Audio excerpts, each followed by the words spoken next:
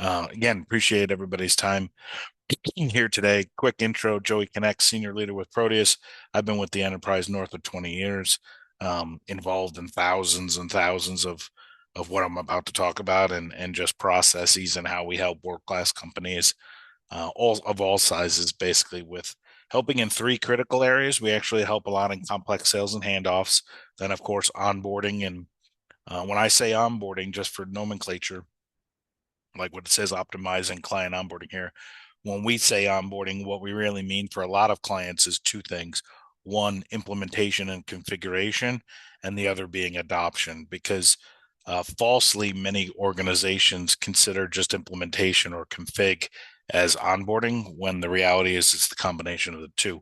The client's getting value, hence the TTV, time to value, that you guys all know, right? So, and then we also do help in kind of expanding on clients. And so we work in three different kind of critical areas of organizations. Today, clearly, I'm going to be focused mostly on the onboarding and the philosophy around that, of being able to do more with less, because ultimately, shocker, those are some expectations that are going on now. And of course, the internal battle of balancing automation and time on task, right, or time on opportunity. So we're going to kind of bounce through quite a few things here. I talk fast, native New Yorker. So again, the recording, the deck, everything will be at your disposal. And again, bear with me, still 2 weeks of cold and flu. So um, be might be taking a couple of cough breaks. All right, let's break it down. Let's have some fun. Let's get into this. Okay, so if you're a repeat customer or visitor to this, because a lot of people, hundreds of folks that have every episode, typically it's highly consumed. A lot of them are about 30% of our guests are repeat customers. Some of them are customers are, some of them are just people continuously listening. So if you're one of them, here's a snickerdoodle. This slide is in every, I've done hundreds and hundreds of every single time this slide is in it. Um, so it's part of the default. So yes, you got me. It's part of the default. I'm joking, having a little fun. But ultimately, this is the underlying. I always go Eastern Western medicine kind of talk. Like America, all we do is cover up with drugs instead of actually solving the real root problem, right? And the real root problem is where kind of you can really make some headway against if you start working on that. So that's kind of how we like to kind of structure a lot of our things. Well, one of the root challenges or problems that you and your teams are experiencing, definitely in onboarding, is it's can't run amok, right? Like you got a lot of folks, a lot of people involved, lots of moving pieces, and it's getting, quite frankly, none of you are going to say it's getting better. No, it's not. It's getting worse. More people, more expectations, all sorts of constituents, whether that's on your side, like you got 3 to 8 people. On the client side, if the product or service you are offering is north of 100,000, it's going to be 20 people probably on that side. So it's herding cats, literally. And so a lot of people, there's a lot of need, a lot of communication. And of course, since we're talking about efficiency, what kills efficiency? Yeah, multiplier effect, right? Yeah, craziness, right? Delays, people, miscommunication, over communication, under communication, not hitting deadlines. You all know, you will shed a tear here, right? Like that's the reality of it. So part of the challenge is creating an optimized environment first, for all of this to go down, and then processes and systems and visibility to obviously, um, stop things. One of our slogans, unofficial, because I don't want to get in trouble. Um, but like one of the things we always discuss with in our own team and then with our clients, it's like Smokey the Bear. Only you can prevent forest fires. Well, typically a forest fire takes a little bit to get started. So where there's smoke, there's potentially fire. So what we want to be able to have is system solutions and visibility to hopefully find stuff pre-smoke. But even if it gets to smoke, we can squash it before it becomes a problem for you from an efficiency standpoint, right? And or a satisfaction standpoint. So a lot of these things all build on these concepts. It's also having different layers of organization and visibility, because the different layers themselves allow you to see to the problems from different perspectives, which again allow you to stop problems before they happen, or mitigate or remediate, or some other fancy word to stop that, right? So your environment, that's first off. The second piece is if you're doing full onboarding cycles, there's a lot of pieces to it too. So it's not just doing one little thing and getting on your way. When we think of, again, full onboarding, full cycle, that typically includes some sort of handoff process, readiness scoring and fit matches for that stuff. If you're not familiar with like readiness scoring for onboarding, I'll share some resources on that. That's basically prepping the client for onboarding to protect your TTV. Also, many of our clients prefer to do kind of what feels like bespoke or industry specific or platform specific solutions. So it feels very customized to the client based on their infrastructure, all this jazz. That's not today's webinar.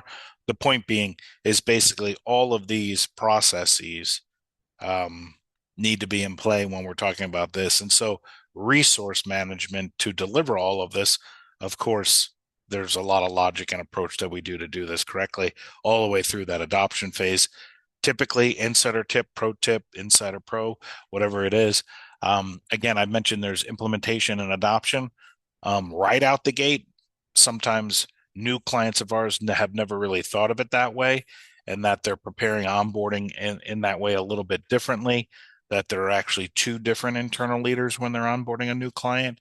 The person who's going to help you get your, if you're a product or service, get you implemented, but then also who's going to be the champ on getting it deployed and adopted. And so right out the gate, that might be a nice little curveball for you to start thinking about from an efficiency standpoint, because those talent and treasures might not be needed right out the gate.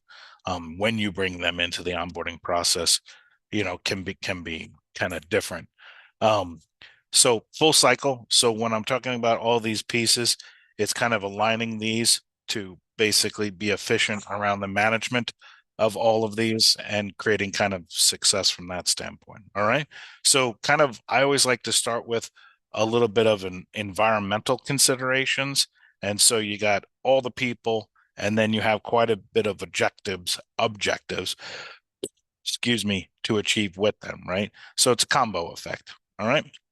So optimizing, obviously, doing more with less. So I think you got kind of the high level. You're hopefully in that level right now. Hopefully you are busy. Hopefully you're trying to do more with less. You're growing, or you're restructuring, whatever it might be. But this is kind of a lot of the demands that we're seeing. And so customers just basically wholeheartedly expect faster time to value, right? Because they're really always shopping. They might have selected your product or service, but in fact, they're actually shopping. And so if you're really inefficient in onboarding, and quite frankly, a lot of clients come to us to make onboarding a differentiator for them, if that makes sense. Like we onboard like a boss, right? Like, because they know that's such a critical point in the client relationship. And so it's being highly considered as a differentiator by lots of clients, but it also needs to be done efficiently. But like the Bears, we're going to talk about the porridge has to be just right, right? Because there's a pressure to be automated as much, but then there's also you're a consultative sell or consultative onboarding, because when you're onboarding, you can actually do quite a bit of selling and build trust with the client. So there's always that balance of time, talent, treasure, consultative approach, automation for speed. Are they, you guys know where I'm going there. So these are definitely considerations. And everybody on this call and our clients are different, but um, it's the numbers from a manager's perspective, everything is going up, right? So the average number of clients per onboarder is up, way up. I mean, like way up, almost like 2 to 3 times up. And then on the flip side, the clients are expecting more of a customized and personalized approach. Um, Clearly, I already talked about you got more people coming to the table. So you made 6 hamburgers and 14 people show up. Um, um, I grew up poor in New York, and the old saying we would say is FHB, which was family hold back. So, like if you had a party and had some people over and you knew you didn't have enough food, my grandfather would say FHB, which meant family hold back, don't eat a lot, make sure all our guests are able to eat. That's a fun one. You can take that to the bank and reuse it yourself. But basically, FHB model in all of this, right? And so, as you can guess, this is all sounding like doing more with less, right? I mean, like, obviously that's the pressure. I have never met an onboarding manager that says I have too many extra resources. Um, if any of you on the call today or that, please put a comment. I would love to understand how you're pulling that off. So yeah, I'm joking, obviously. But please comment if you don't like that. But pressure to provide more ROI, right? What we're getting at here is the problem really is an effort, right? Your team probably, if you're allowed to hire and fire people on your team, you're firing the ones who aren't working hard and delivering ROI. Um, but ultimately everybody's pretty busy typically, right? And then of course leadership and yourself are like, let's grow, we want more, right? And so as I noted in the comment down below, like, 40% almost of the time is just purely in coordination. It ranges differently, and don't hair pick on a specific number, but it's a lot. It's going to range in that 25 to 40% range for most of our clients, especially more technical or larger dollar value. But there's a tremendous amount of overhead and of course disparate stuff depending on how you're handling your handoffs and all sorts of things. So the problem is kind of a derivative basically of, not, it's not people aren't trying on your side and or on the client side. It's that they're just not populating everything into a cohesive centralized environment with a lot of visibility. So there's a lot of air quote work going on. Some of you might know, like, the old joke, like, everybody's busy, everybody's busy, everybody's busy, but you're like, what are we all busy on? Like, really, what the hell are we busy on? There's a lot of motion going on, and there's a lot of panic calls and a lot of red dot calls, and like, can you sit on this call with this client because they're mad? What is really going on? Like, what is the problem? Are we implementing is the data not valid? Is it old data? Like, there's a lot of, again, to the Eastern Western medicine kind of philosophy. It's like, really, where is the problem um deriving from, right? And then there's all this extra layers of communication and stuff around it, because people are trying to pick up loose ends or problems. And ultimately, as I have here, firefighting, right? Like, ultimately you're firefighting. And it's not hard to kind of see that when we start engaging with new clients of ours. Sometimes it's hard to even get an initial meeting with the team just to talk about how we're going to help them and get going, because they're in firefighter meetings all day, right? Like, literally. So if you have a team spirit that's like that, like, hey, everybody, I got too many calls, got everything going on. It's reflected as we're working hard, but the reality is the underlying is there's a problem there, because it's the wrong hard working. They're working hard, but they're working on stuff because it's environmentally not optimized to grow the business, right? And I think many of you as leaders know exactly where I'm going with that. We're busy, but busy for all the wrong reasons, right? So it's not effort. Most of the time, people are trying to do good for you and for your business, right? Like, people are good people in general, right? Um, and then the resources start to break down here because nothing's on schedule anymore, right? And so everything becomes out of whack. Again, firefighting is because these things start to build on each other. For instance, that's why we talk about readiness scores. Is the client even ready to be onboarded? Because if they're not, we're going to say we're onboarding them, and then everything is not going to be on time and task and on schedule. And instead of being live or configured, whatever you want to call it, in 35 days, it takes 62 days. That's cost you guys probably 40% more to deploy that client. The client's upset because their resources have been tied up the entire time, and it all starts to trickle down. And then guess what? If you're a leader on this call, you're then brought into firefighting meetings, right? And the whole process then just resets and we do it again. And if you're a scaling company, you're doing this, like many of our clients, are launching 20, 30, 50, 80 clients a week, depends. Other side of it is they're only launching one a week, but they're extremely complex, right? It doesn't really matter. It all starts to compound when you're off a little bit. And if you're off a little bit on a couple of things, compounding effect, craziness. 2 times more missed dial without centralized visibility. That's the truth. Like, that's literally the truth. And it's not because, oh, magic dust, you got visibility. Yes, that's part of it. It's actually what is causing the problems you're able to start to see and start to make course corrections in your process and the management of the resources, right? So everything is kind of like a misdirection. You got to kind of get to the rest of the story, right? Of really why is this happening, and it can be masked, masked, masked in different ways, and so a lot of it is just unpacking it. And I don't think I have a slide on this. I'm going to say it now for anyway, just because you might be thinking. So another thing that we're pretty adamant about helping our clients with is it's very hard if you have a product that is sold into different verticals. Let's just go with banks, credit unions, other financial institutions, and airports. I know, kind of a little out there, but you know what I'm getting at. We like to look at time to value and the average onboarding cycle and a lot of the metrics by each one of those vertical types. And we typically encourage not to track as one thing. The reason is the amount of resources needed per client type could be different. For instance, if I said a bank deployment, a hospital deployment, or a manufacturing deployment, I can already tell you it's going to be the hospital's the longest, the bank is second, and the manufacturing's third. I'm sorry, first. I completely somebody can call me out. You know what I'm saying? The other way. Fastest is going to be manufacturing. Second is going to be banking and finance. Third is going to be hospitals as far as time. So it's unfair to judge yourself across different verticals and resource management because it is different.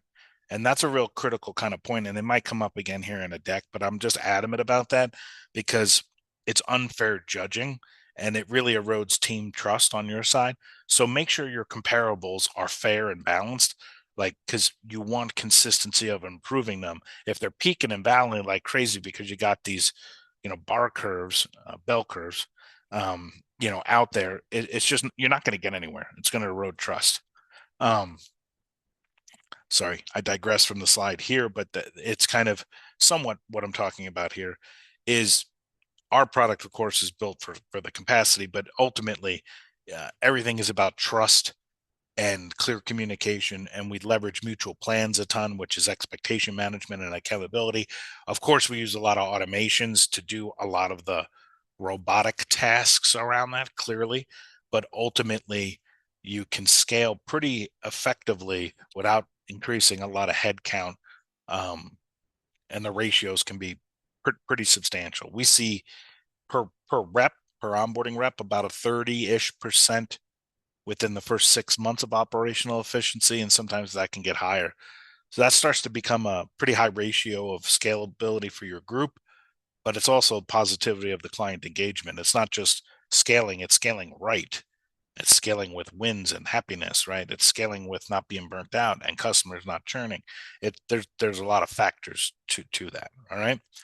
So if you're operating today in email, spreadsheets, even like a Kanban board like Jira or something like that, like that's mostly just internal facing.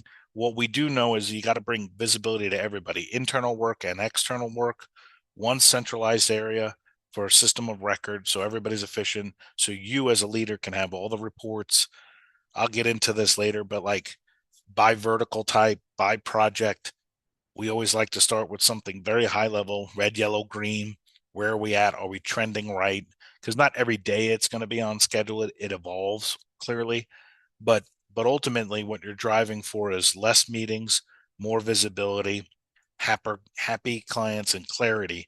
And clarity comes from having everything centralized and the ownership of not only your team, but then also on the client side, having the proper onboarding mutual plans and expectation management on that side. And we'll unpack this a little bit, but it's it's getting it. I cannot fathom how many groups are literally doing it out of email, or an Excel spreadsheet that's going back and forth. I mean, talk about a recipe of bad data, bad timing, no visibility, all sorts of stuff. And I'm not saying any of you are doing that, but if you are, that's already going to be a pretty big thing that could add a lot more efficiency to the organization, truly from the time on task perspective. Um, this is kind of the bleeding points of that. that kind of come out of that disparate data. A lot of clients we're seeing, again, depending on your team, can burn about anywhere from, I'd say, 7 to 12 hours a week just of BS. Um, just literally of just yeah. The simplest way, it's amazing, but like you, okay, I I'm going to give an example because I think it accentuates the point. One of our concepts is GIGO, garbage in, garbage out. So bad data basically. And so for we have a lot of tech clients, of course, but we have lots of different verticals, products, and orgs. But let's just say it's a client that has to send you an Excel file of information. Just make it up, org IDs, right? And so when you're doing that via email, that is sent to your person, and the person just says thanks, and they don't do anything with it because they're not ready to do anything with it. No one looks at it, no one pre-checks it, and then the day that that's supposed to be imported into it, they open it up and it's not the right information, and boom, massive delay, big hiccup in the process. Where if that was centralized and it was uploaded via a template, the template was validated, goes through a QA real quick process of trust but verify, and then is marked as internally approved, so it's ready for the pipeline to be put in, client is notified. You understand the velocity, how that changes the production schedule and resources on time on task. That simple use case alone, because there's visibility to it and expectation management, and of course technology can validate data, how much that improves the experience, and yeah, all the other things. I try to give kind of, just because everybody collects data from clients, some more than less, but ultimately that is where um, it's that kind of thing times 400 is where it really kind of comes to play. We have many clients that the client uploads the data gets validated, gets internally approved, and then automatically that data gets injected into their product, completely omitting humans, just to validate it, to confirm, trust, but verify, but completely connecting the dots. You know what efficient, kind of level of efficiency that is, but it's still personal touch, but highly smart, right? So you get it. Reducing errors and delays. Obviously, burnout is on both sides. The more BS activities or just time on task stuff that your team has to do, they're smart people. They should be consulting to the client, not data mapping, right? That can be done by technology. And so being smart about, once it's centralized and having the visibility, then you can create more automations, right? And reminders, of course, low hanging comm stuff, communication stuff, but then also actually time on task kind of activities. Hopefully this is resonating. Um, and what's nice about it is you can start slow with just a couple of things and then start to scale that out. Again, Kia, Camry, Cadillac, in all ways, right? And so these are kind of the critical things I try to share. Of course, we do it, or we have an unbelievable platform to execute this, but some of you might not be ready and you're trying to build a business case in your head, or you got one or two bleeding points on a thing and you're like, bam, I'm going to pop this in right now and we're going to get some ROI on that, right? So again, if you have a specific use case or something unique and you're like, Joey, that won't work for this, pop it in a question to me or a direct question in here. I'll follow up with you and give you some ideas. Like, we're here to share. Like, we're very, very good at what we do and is extremely successful. We hope all of you at some time are clients, but we understand there's a time and place. Um, Readiness scores, I kind of alluded to this. This is kind of your back pocket thing of efficiency and improvement. Um, yeah, I cannot express how smart this makes onboarding look. Not that onboarding isn't smart now, but how your clients resonate with it. It's just basically before starting the clock and doing a massive kickoff call, working with the right people on the team to figure out, are they even ready to be onboarded? Because if your onboarding is a 30-day cycle, call it, just making some numbers up here. The problem is if you need help from IT and IT isn't available in the next 30 days, you shouldn't do your onboarding. You should move that onboarding to the proper cycle time, move the resources to be only be used at that time, or break the onboarding up into two phases. There's a lot of, better about that stuff, but we have a lot of clientele that kind of think of the onboarding as componentized or module-tized or whatever-tized. Um, And so you can be smart about how to do your onboarding or onboard all of the pieces that don't need the integration first so that you can get those people into adoption phase faster. You see what I'm saying? It's not one size fits all. Don't be rigid and basically figure that out. Now, that's the readiness score. I don't think I have a slide, but I'm going to throw it in here as a bonus tip. So the readiness score and how we, kind of do all that. And then another tip to unlock um, efficiency. We call them pre-mortems. And so you're probably extremely familiar with postmortems, and I'm sorry because that means something bad has happened. Um, Pre-mortems are predicting that failure. So in the kickoff calls and processes that we have inside our Engage platform, we're helping the clients via the mutual plans identify areas of where this thing's going to go sideways. Simple question you can always ask your client. For the last 3 products or services you guys have onboarded, what were the 3 things that really helped it go well? And what are the 3 things that you guys never want to witness again that went bad? And what were the reasons behind those? Ultimately, your client is giddy as hell because you're trying to protect them and yourself. You're obviously trying to protect your resources and your resource management, right? You make more money. Um, so we do a lot of, again, readiness scores, concepts, and pre-mortems.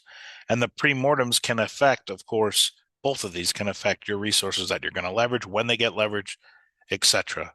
So just again, some of this it's always people, it's always process, right? Like, I mean, like ultimately, and then the execution of it, right? And that's where, of course, Engage comes into play. But ultimately, that's what we're looking at there. So readiness scores, pre-mortems, all the things to manage your risk, which of course, risk and resource planning is where the losses live, right?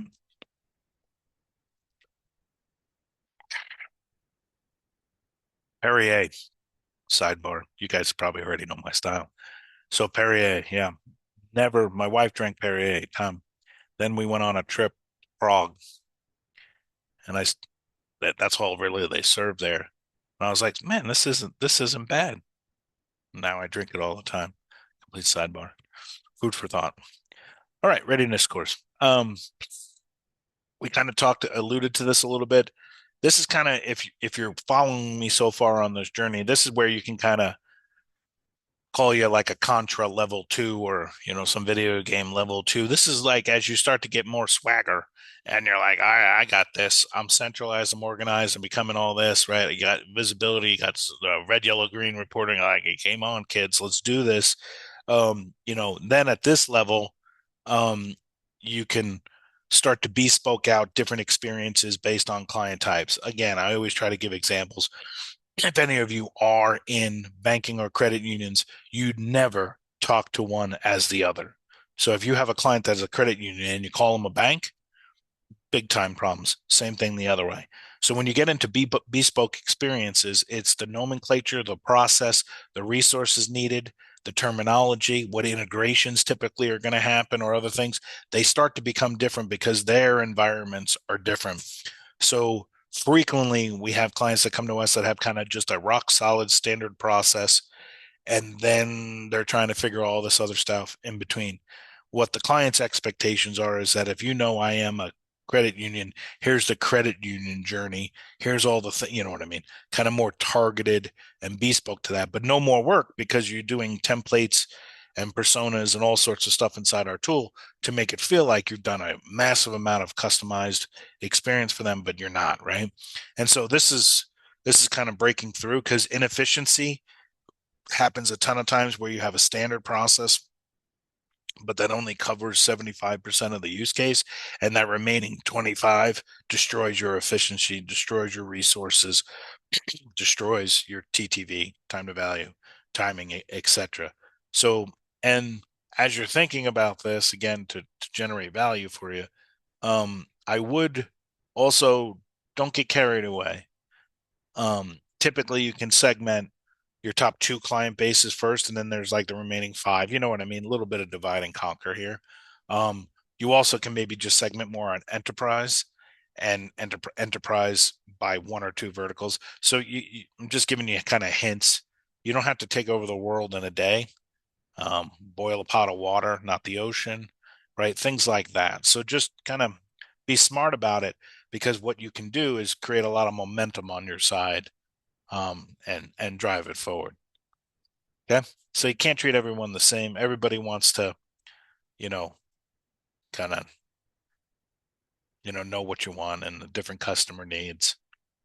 Um, Reminded me of a story, you know, this is commonplace nowadays, but Ritz Carlton was a client of ours in the 90s. And, um, it always impressed everybody. Like I like Diet Coke. I like Frank Sinatra, right? These types of things. And I like steak dinners. Probably like everybody on this call, right? Those are pretty good things. But anytime you would stay at a Ritz Carlton, when you walked in the front door, they'd say, Mr. Connect, we got steak on the menu tonight. And when you got to the room, Frank Sinatra was playing and there was Diet Coke there, right? It's the same damn hotel room. 2 nights later, I move out, somebody else moves in, and Pink is on and there's root beer, right? Like literally. So it's just the little things of the experience that dramatically change people's feedback and confidence in your ability to help them make money and win. And so I share those things because it's no different. Does it make sense, team? I think you get it. Every interaction does count. So a little more bespoke, a lot more value, building that trust. Um, but you don't have a trillion people to do it. So there has to be a little bit of planning around it. All right. Don't treat everybody the same. Scale with mutual plans. I don't, yeah, this is your choice, but the choice well executed is a game changer. This is where a ton of automation, this is where mutual trust comes in, because when you're onboarding, there's your team and then there's the internal team.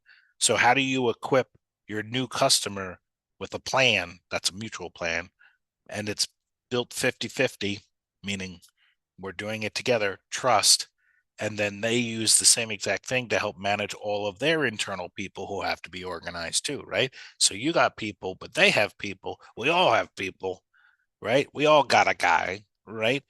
And so how do you organize that and get everybody into one namaste environment? Mutual plans work extremely well. Um, and it brings you all the abilities that you want: scalability, accountability, profitability. That's what I always say. It brings all the abilities. So really consider that. Again, mutual plans is not an engaged concept per se. We didn't come up with them. We have tools to execute them brilliantly by all these other things, types, resources, internal, extra, Of course, world class at it.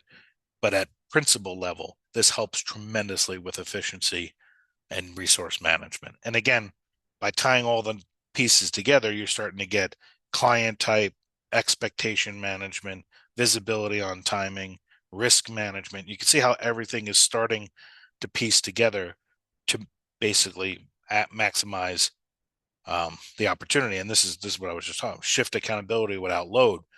This is just about setting the clear expectations with the clients, because many of you are probably lost in some sort of world of the client hasn't done this yet, or you know they're not done yet. We're waiting on them. Fill in like Mad Libs. Just fill in your comments there, and we can all sit around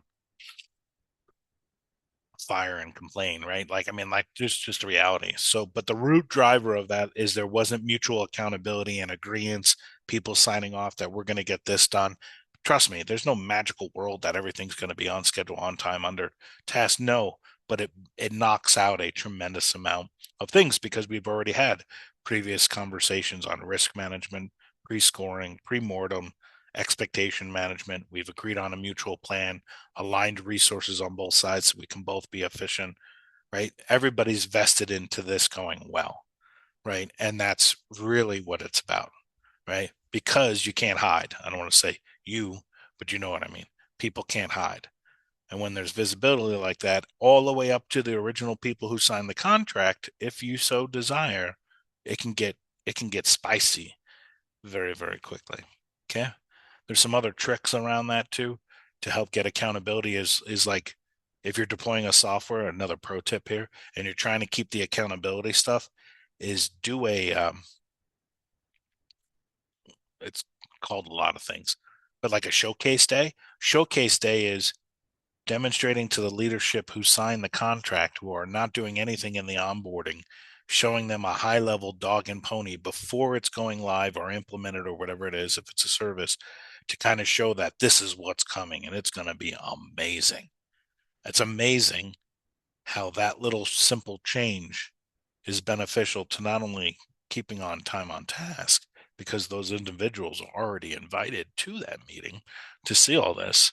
It drives also feedback and innovation very, very quickly, right? So these are the things: mutual growth, mutual success. I kind of highlighted this already. Everything's dynamic nowadays. It can't, yeah. I mean, it's just, yeah, you're experiencing it, I'm sure. That's where a lot of the, the areas of opportunity. Measurement, again, everything needs to be measured. We're big fans of that, clearly, with the product and analytics and helping with all of those types of things. But again, you can start to find those things, but keep it simple. And then it can get, there's like 13 metrics we kind of use. I'll include that resource in my follow-up. It's kind of a high level. I've done tons of presentations on them all. You can see those in our webinar library.